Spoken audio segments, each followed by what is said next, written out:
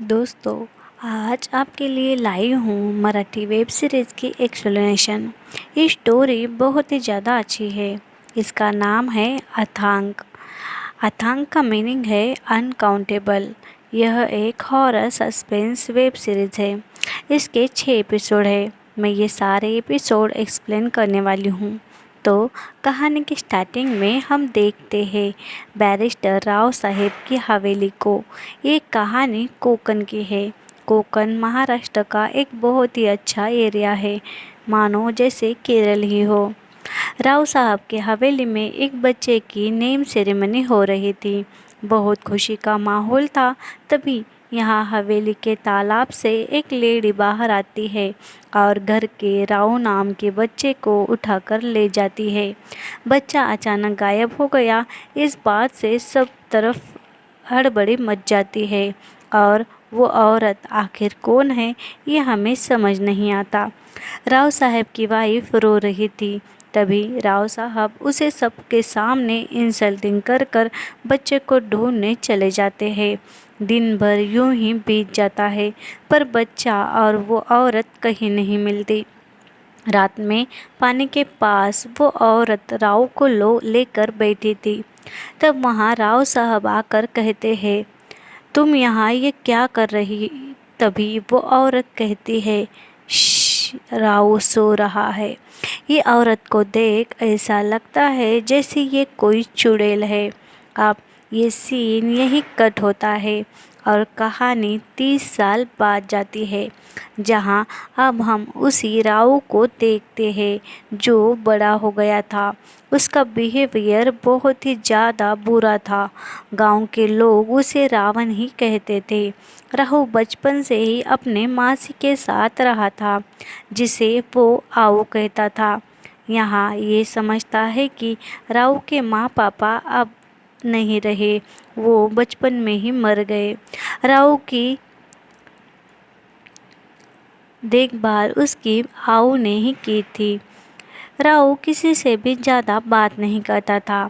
औरतों से तो वो बहुत नफरत करता था। वो अपने माँ से भी कभी ज़्यादा अटैच नहीं रहा। उसका बचपन यूं ही गुजर गया। राव धीरे धीरे तो बड़ा हो गया, पर उसके किसी से ज़्यादा अटैचमेंट नहीं हुई। वो हमेशा ही कुछ काम से दिन भर बाहर रहता और गांव में घूमते रहता। जब वो घर आता तो अपने कमरे में बुक्स पढ़ते रहता था। यह उसका रोज़ का रूटीन था।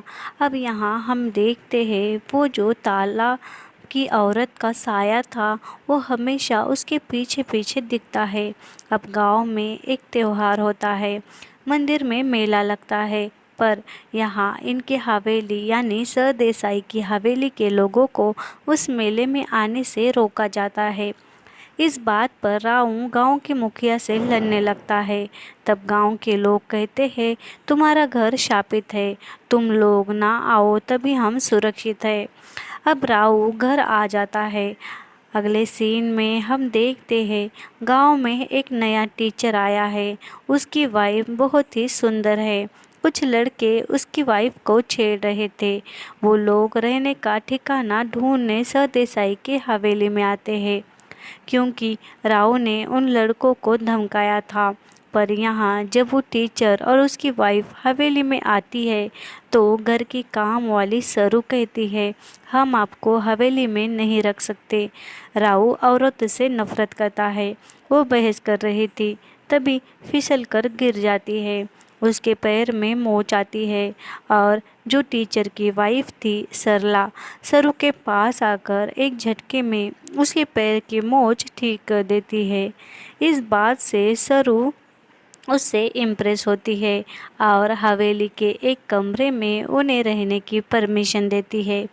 और हवेली के पिछले हिस्से में अब टीचर और उसकी वाइफ सरला रहने लगते हैं। सरू कहती है सरला से कि बस राव के सामने मत आना। रात में सरला अब तालाब को देखते हुए खड़ी रहती है। तभी उसके चेहरे पर 2-4 बूंद पानी गिरता है और तालाब के किनारे वही औरत जोर जोर से रो रही थी। अब ये सीन यहीं पर कट होता है और हमें राव साहेब सरदेसाई के बारे में थोड़ी इन्फॉर्मेशन मिलती है कि वो बहुत ज़्यादा क्रूर था। राव साहेब की क्रूरता की कोई लिमिट ही नहीं थी। वो गरीबों को, मजदूरों को बहुत सताता था। बहुत से गांव वालों की ज़मीन उसने हड़प ली थी। शायद इसी वजह से गांव के लोग राव को भी रावण कहते थे। मगर राव साहब के एकदम अपोजिट था। उसका बिहेवियर बहुत ज़्यादा अच्छा था। राव ने किसी से भी बात नहीं की थी, इसीलिए गांव वाले उसे अच्छाई को नहीं समझ सके। राव ने बहुत गरीबों को ज़मीन वापस दे दी थी। अपने खेत के मजदूरों से भी वो अच्छे से रहता था, उनकी मदद करता था। कोई आदमी अगर अपने बीवी को मारता पीटता तो राव उसे सबक सिखाता था। पर इन सब बातों से लोग अनजान थे। वो साफ सरल दिल के राव को कभी समझ ही नहीं पाए। राव साहब की तरह राव भी होगा, यही सोचकर वो राव को रावण कहते थे। पूरे गांव में सिर्फ एक इंसान था जो राव को नेक समझता था, जो उसके बचपन का दोस्त था, डॉक्टर जाधव। जाधव की मदद से ही राव लोगों की मदद करता था।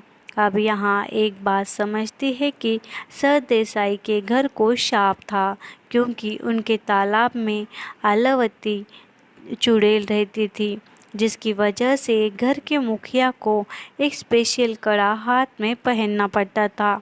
ये कड़ा ही उनके घर की आलावती से रक्षा करता था।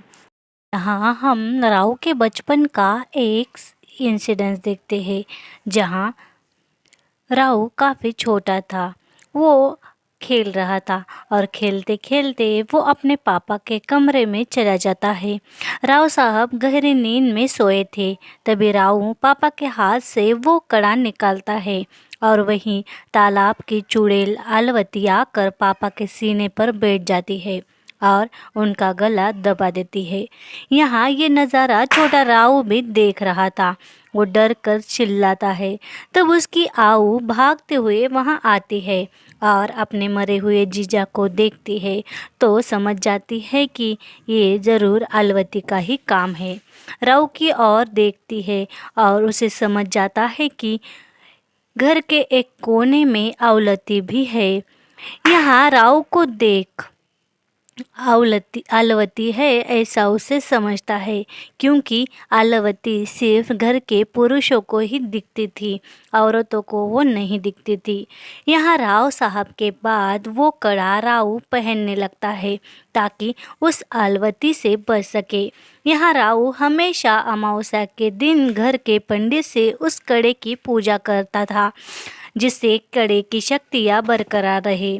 वो इन सब से अब तंग आ गया था। एक बार वो तांत्रिक से पूछता है कि आखिर अलवती कौन है, हमारे घर के मुखिया पुरुषों को वो क्यों मारती है। तब पंडित कहता है, ये जानने के लिए तुम्हें अलवती के पति लक्ष्मण से मिलना होगा। वही बता पाएगा कि तुम्हारे पूर्वजों ने आखिर अलवती के साथ क्या किया, जिसकी वजह से वो तुम्हारे घर के मर्दों को मार देती है। तुम्हारे घर को ये श्राप कैसे लगा पता चलेगा। अब राव अपने बचपन के दोस्त जादव के पास आकर उससे लक्ष्मण को ढूंढने की बात करता है। अलवती के डर से ही राव किसी औरतों को अपने पास तक नहीं आने देता। औरत की परछाई उस पर ना पड़े ऐसे वो रहता है यहाँ। मगर अब घर में ही सरू के कहने पर आओ ने टीचर और सरला को घर में रख लिया था। यहाँ आओ ने सख्त ताकीद दी थी कि सरला राव के कमरे में ना जाए, मगर सरला हर बार राव के कमरे में जाकर उसकी किताबें पढ़ती थी। जब राव की बुलेट की आवाज़ आती तो वो खुद के कमरे में भाग जाती थी। इसी वजह से राव और सरला की कभी एक दूसरे की से मुलाकात नहीं हुई। पर एक दिन ऐसा होता है कि राव की बुलेट खराब हो जाती है। सरला राव के कमरे में किताब पढ़ रही थी और अचानक राव कमरे में आ जाता है। सरला को खुद के कमरे में देख किताब का शेल्फ ही धक्का मारकर वो गिरा देता है। सरला उसे देखकर डर जाती है। आऊ नीचे से कमरे की खिड़की में देखती है तो सरला और राऊ आमने सामने थे। उन्हें देख आऊ बेहोश हो जाती है। अब गुस्से में राऊ बहुत चिल्ला रहा था। मुनीम को बुलाकर उसे डांटने लगता है।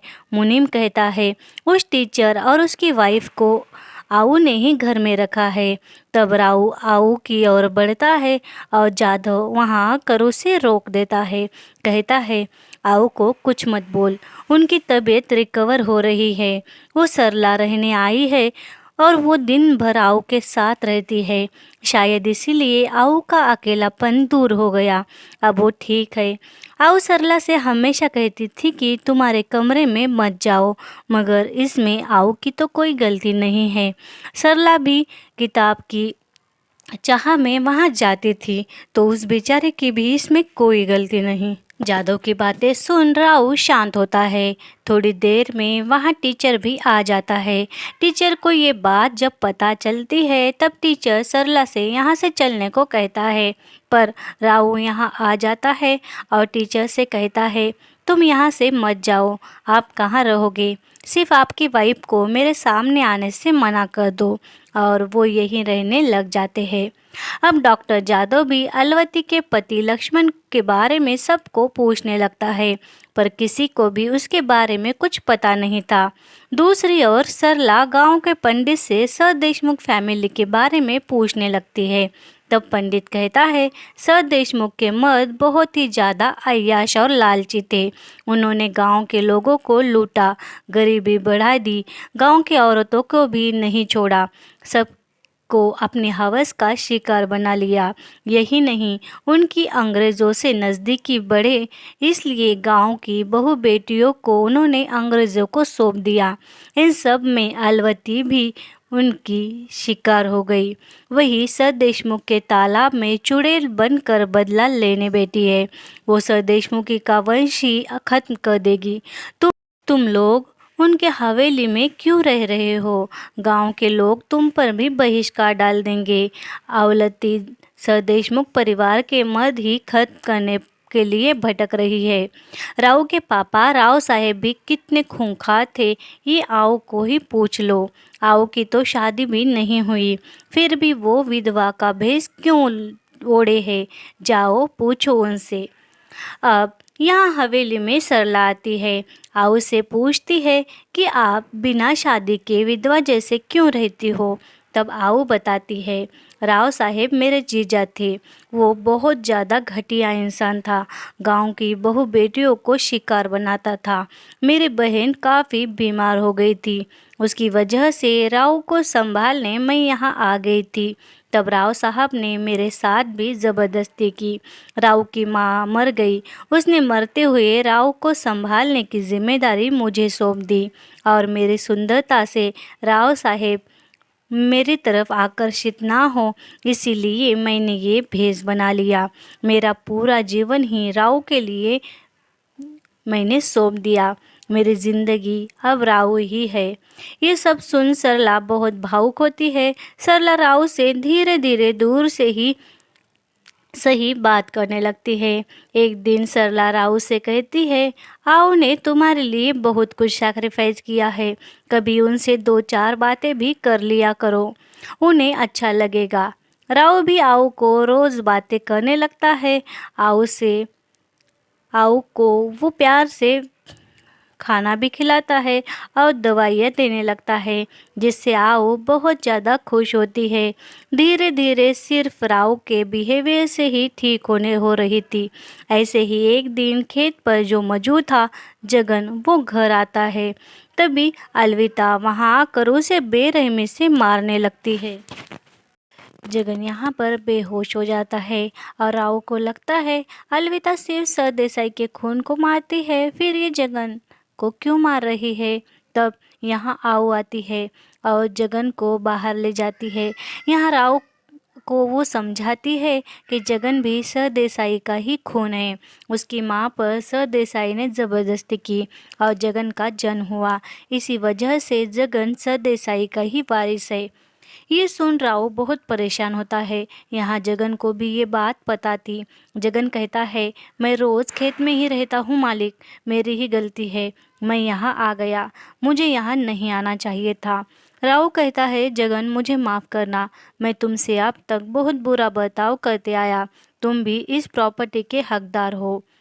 राव जगन को 100 एकड़ ज़मीन दे देता है और एक मंत्रित कड़ा भी उसे ला कर देता है।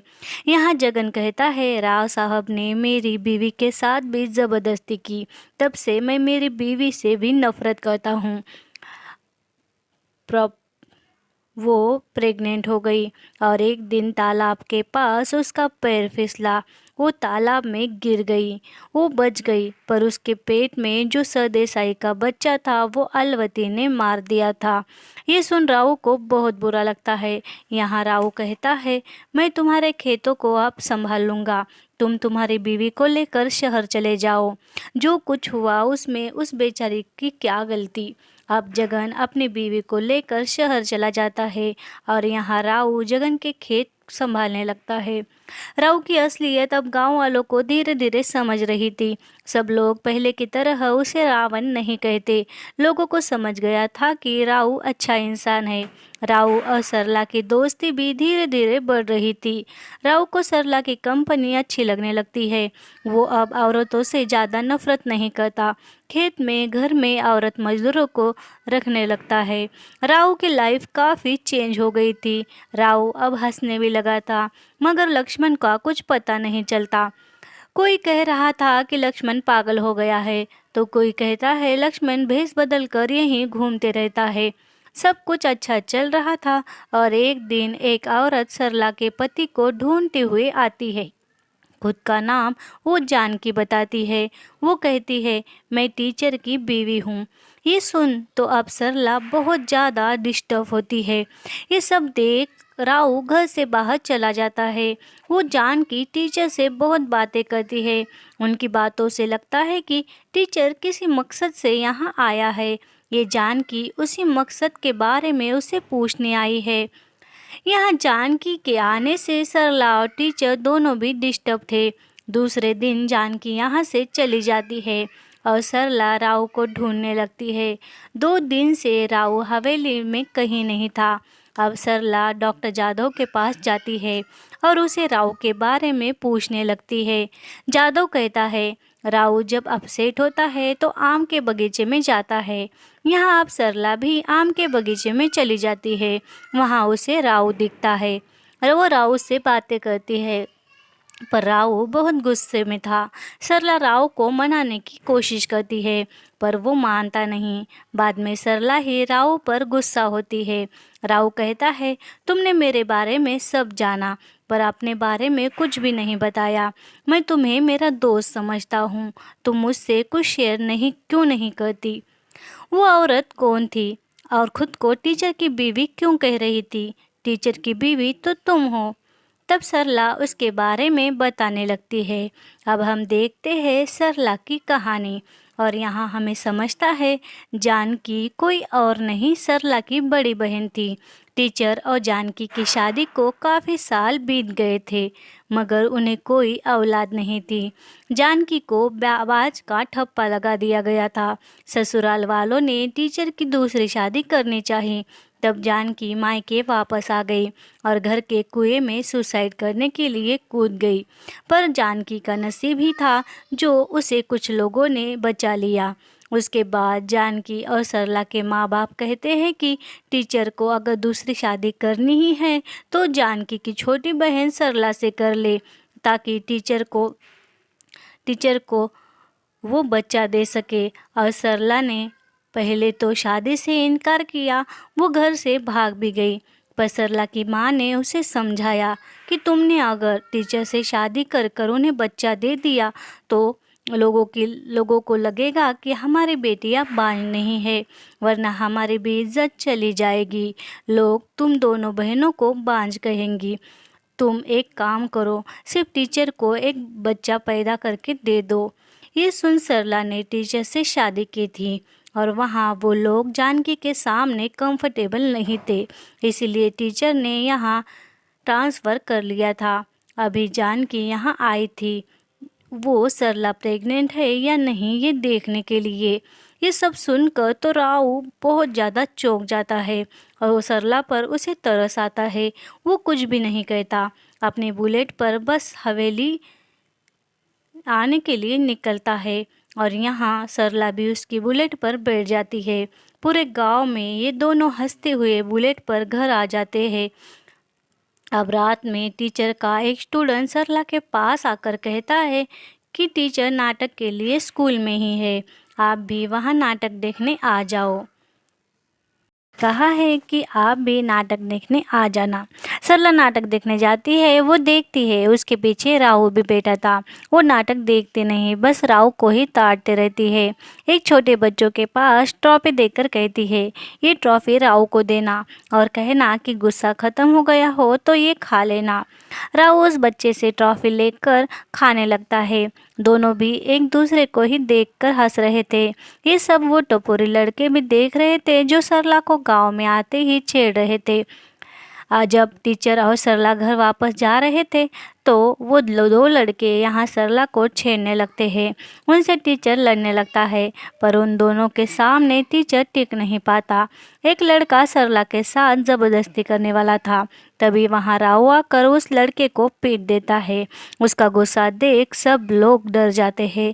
जादव राव को संभालता है। टीचर और सरला भी चौंक जाते हैं। टीचर को शक होता है कि राव के दिल में सरला के लिए कुछ तो है। दूसरे दिन सरला को टीचर कहता है, मैं शहर जा रहा हूँ, ट्रांसफ़र करने वाला हूँ, यहाँ अब नहीं रहना। ये सुन सरला मायूस हो जाती है। अब वो टीचर के जाने के बाद समुंदर किनारे आती है जहाँ राव भी बैठा था। राव कहता है, तुम मुझे दोस्त समझती हो या नहीं? तब सरला कहती है, तुम मुझे दोस्त नहीं समझते, कुछ और ही समझते हो। राव कुछ नहीं कहता। तब सरला कहती है, तुम्हारे दिल में मेरे लिए जो है वो मैं समझ गई हूँ। राव कहता है, तुम जाओ यहाँ से, अब मुझसे बात मत करना। ये सुन सरला कहती है, फिर से एक बार एक पुरुष की ही बात मैं क्यों सुनूं? नहीं, अब मैं नहीं सुनूंगी।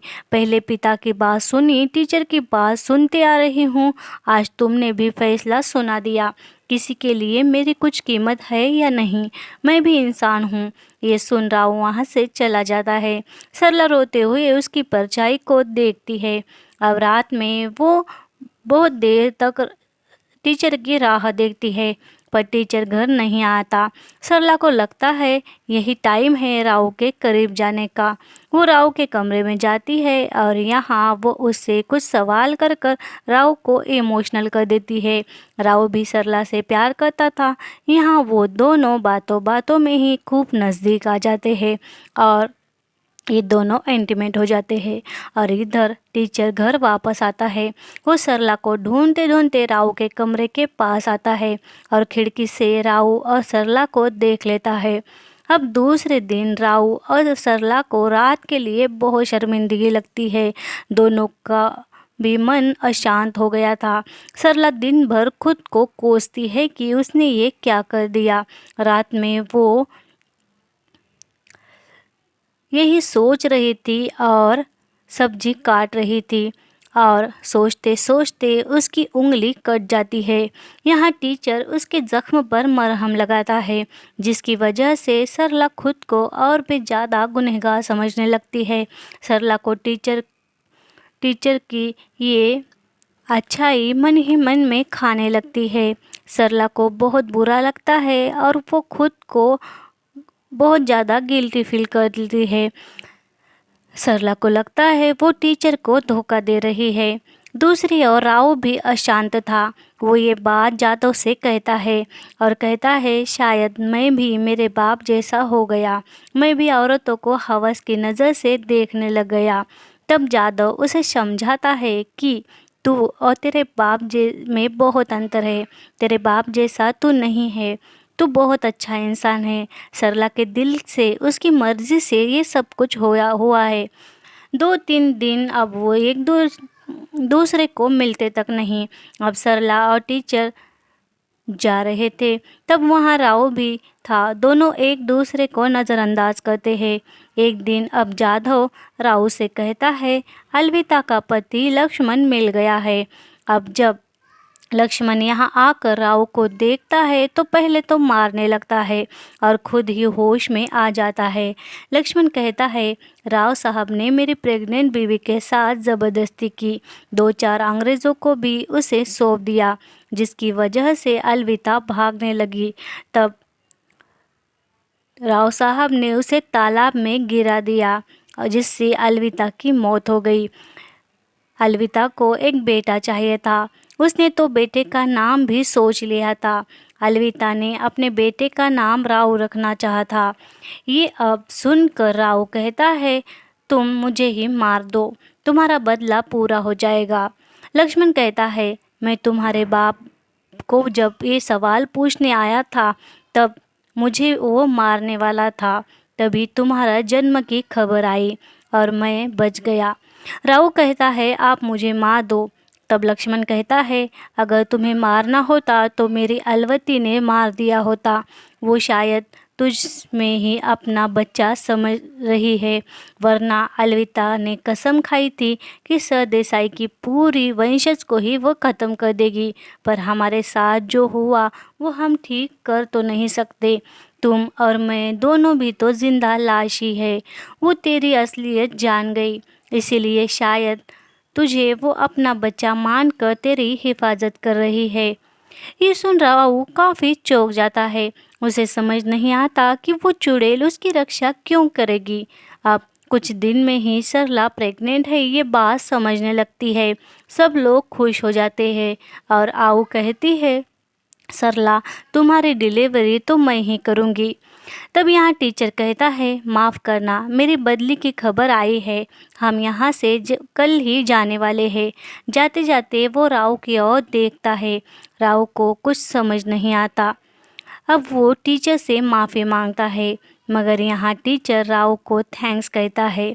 दूसरे दिन अब ये टीचर और सरला जाने लगते हैं। तब राव टीचर से कहता है उस रात वाली बात। तब टीचर कहता है, मैंने तुम दोनों को देख लिया था और मुझे पता है सरला के पेट में तुम्हारा ही बच्चा है, क्योंकि जानकी से मेरी शादी हुई 10 साल हो गए पर वो माँ नहीं बन पाई। सरला के साथ शादी कर ली पर 5 साल से वो भी माँ नहीं बनी, मगर तुम्हारी वजह से सरला अब प्रेग्नेंट है।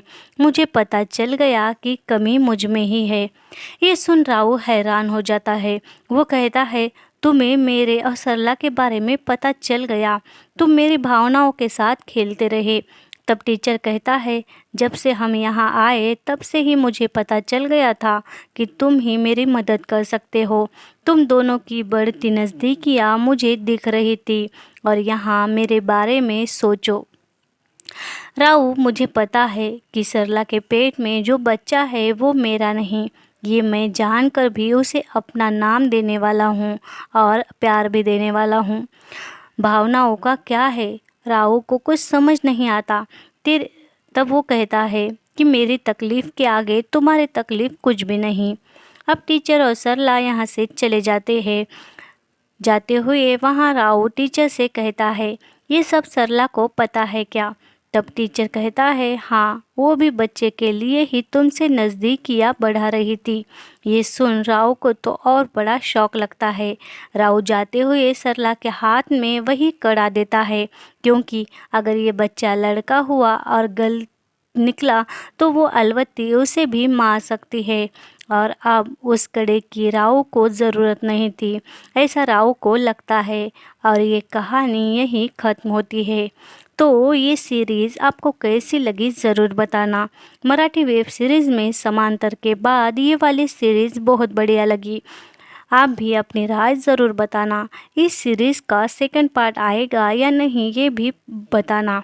और एक बात, उस चुड़ैल का नाम अलवती नहीं था।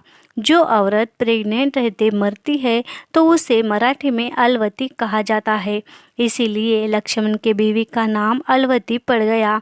गांव वाले उसे अलवती के नाम से जानने लगे थे।